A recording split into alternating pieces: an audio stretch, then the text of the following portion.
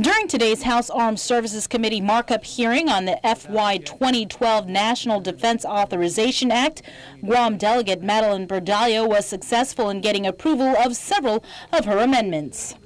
We also require the Department of Defense to certify that there is a national security requirement to enhance Marine Corps readiness by having a firing range on the island. So it is important that we get to the bottom of the need for a firing range on Guam. Some of her other amendments approved include providing DoD with authority to transfer operations and maintenance funding to state and local governments, including GovGuam, and requiring the Navy to establish a lead systems integrator for workforce health care for Guam military construction projects. The LSI would provide a coordinated and comprehensive solution to the healthcare needs of H-2B workers. But Chairman Buck McKeon read one of the more significant changes that was adopted. An amendment by Mrs. Bordallo concerning removal of the Navy voting chair in local Guam Utilities Commission.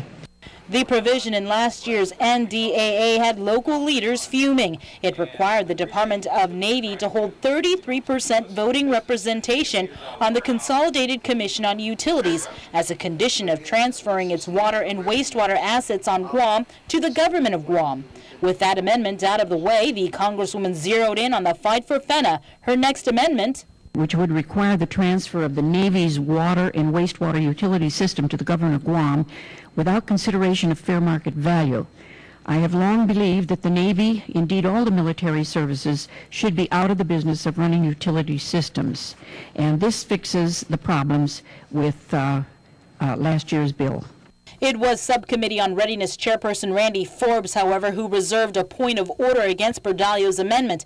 Due to House rules, the amendment was considered an earmark. To avoid the earmark point of order, Bordallo withdrew the amendment. As a result, the provision leaves intact the compact impact offset for fair market value included in last year's NDAA.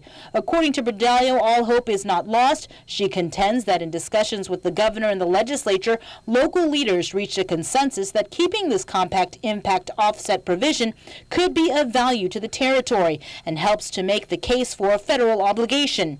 We should note that the FY2012 National Defense Authorization Act must still be considered by the House Armed Services Full Committee on the floor of the House of Representatives. Reporting for Guam's News Network, I'm Sabrina Salas Matanani.